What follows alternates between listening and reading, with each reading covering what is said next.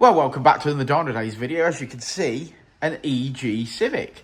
Looking a little different to what we used to, but an EG Civic nonetheless. It's got a K in the bay. Yes, it's been K-swapped. A bit of a home build. It came here to Dynodaze for a bit of a health check because we didn't want to map it in because the customer had some running issues. We have now resolved those running issues, and there were several, but that's okay. It's now hunky-dory. Just things like engine mounts not being fitted correctly and idle speed control valves not working. Some safety, no gears, as Rich has just shouted from the cockpit. Yeah, we didn't have a first or a second gear, those sorts of things. But they're resolved. It's up on the dyno. It's already got an ECU in it, which we will talk about a bit later on in the video because we want to make a note of something for you guys. But yeah, here we go. So let's put it through its paces and see what power we come out with today. K in the bay.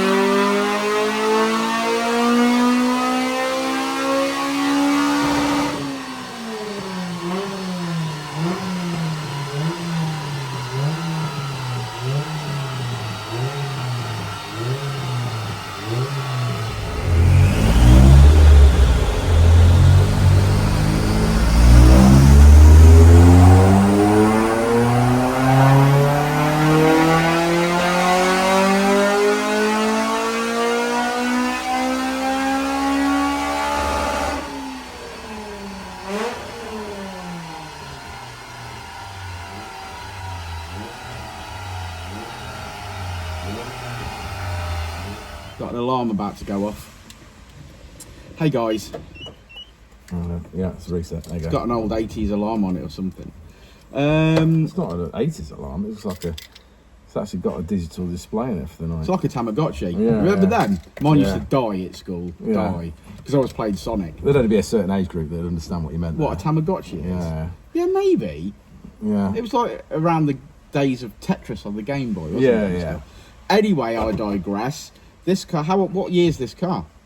It's 92. 92. Good year. Good year. 92. Yeah. Not as good as 96, but, it was good music in 92. Yes, there was some good music in 92. But we won't get into that. No, because we'd be We'll be here for hours. We should make another. We should make a video. Yeah. Right. So EG K-swap. Yes. Originally, the young gentleman wanted to book him for a map, but said he had running issues, and I says no.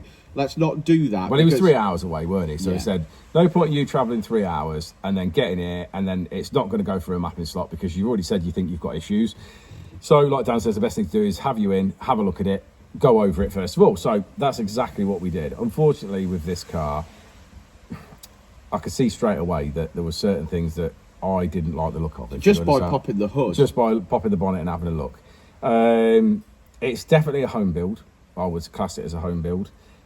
Just things like I looked at the brake pipes and they'd been done, but they were just like messy, and they'd ran a clutch line. Instead of using a clutch conversion line, they ran a copper line all around the engine and then done it in. It just, certain things didn't look nice and aesthetically pleasing. Whilst they were functional and they work. Yeah, that's important. It was functional. Yeah, it just didn't look nice. Yeah. So then I started looking at it and I was like, that gearbox mounts on wrong. The engine's sitting up almost like a, like about 3 inches higher on one side. Yeah, about 3-4 inches higher on one side. I was like, that part of that mount should be under that mount, and that's not correct. And then like the front flexi lines were running like on top of the drive shaft, so they were going to rub through. The coilovers are adjustable coilovers. So an old style coilover, you have to adjust the platform to take the ride height up and down. This is a nice set of coilovers where the platform only does the preload on the spring, and then you adjust the shock length to take it up or down. They'd put loads of preload on the spring to lift it up, but obviously the shock's adjustable, so we haven't had to do that. But it was so bouncy that I feared if someone drove it on the road, it'd just bounce off the road. What we did was, at this stage, we contacted the customer. Our communication here is good. I'm happy to say it's good, especially when we're dealing with the customer's car that's already here. So what we said to the customer is, look, this car's going to be doing 140 mile an hour on this dyno.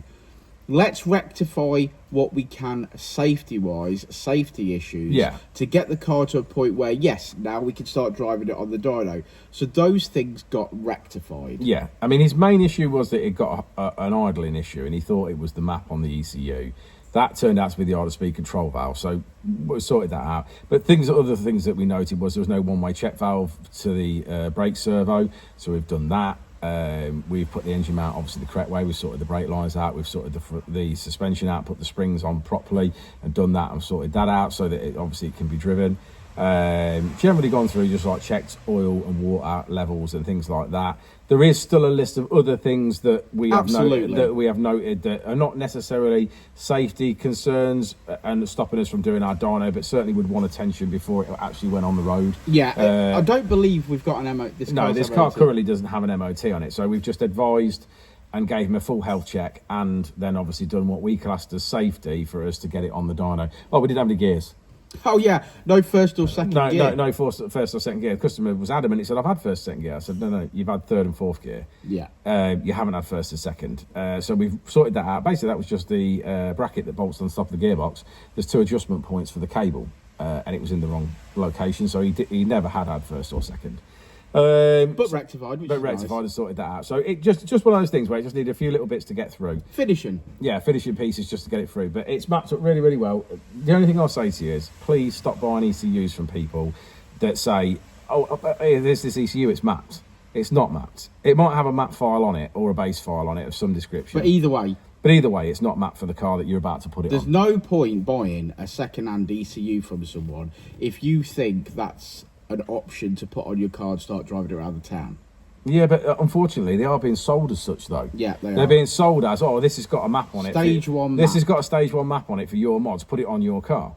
Well, we'll show you what that file was on this car and what it did. Now, I made some changes to this file before we went to it because it had a 9,000 rev limiter on it for a start. So I did automatically pull the rev limiter back down. So before we even started? Yeah, before we even started, I put the rev limiter back down. And I did a few changes that I didn't like that were in there. Now, that's my personal preference, so we'll take all that with a pinch of salt. But so we ran the car standard, and you'll see the differences that we've made from standard to an actual custom tune on this vehicle. This car was exceptionally rich. Now, they have to put a lot of fuel in there because they have to assume that, obviously, running a bit rich is better than running a bit lean. So they're doing that. This isn't stage 1 diesel tuning. It isn't flash diesel tuning. You're tuning a petrol car and it needs finesse. We've mapped hundreds of K20s, probably thousands, to be honest. And whilst we might have a file that we've already previously done and go through my file and I go, oh yeah, well that's got exactly the same mods as this car we're about to do. So I'll upload that file because that gets me a good start point to it. Base file. A base file at that, but I would class that for us. Yeah, for us. And we go, yeah, and that's it. And we still have to tune every single car. So every single car, it doesn't matter whether they've got the same mods, same car, same year, whatever. They're all different. They always want tweaking on fueling. They always want some level of adjustment. So I mean, if you're looking to buy a second-hand ECU, that's absolutely fine, right? But don't buy it from the guy that's written on it stage 1 map on the ECU. Yeah, Don't yeah. buy it from the guy that's saying this is fine for your car. Yeah. Don't buy it from him. He's wrong. yeah. He's taking your money and he's making you feel at ease that he's wrote stage 1 tune on the ECU. Yeah. It's not. It's not. just it's basically you're buying a second-hand ECU. Yeah, They I would all need tuning. price it on basically what we're trying to say is price it here on a second-hand ECU. If the second-hand ECU, for example, is worth 500 quid, don't pay any more than 500 quid for it, because you are going to have to pay to map it. Is my point. Don't get paying someone 500, 600, 700, 800 pound for it because it's apparently a stage 1, because you're going to end up paying to tune it anyway. Yeah. So buy it as a second-hand ECU, and that's fine if you do that. But anyway, rant over. But don't buy edges from him either, whoever that is. Yeah. Yeah. So rant over, but Richard's going to come over to the graph now and talk you through the differences. Yes. Okay. Okay.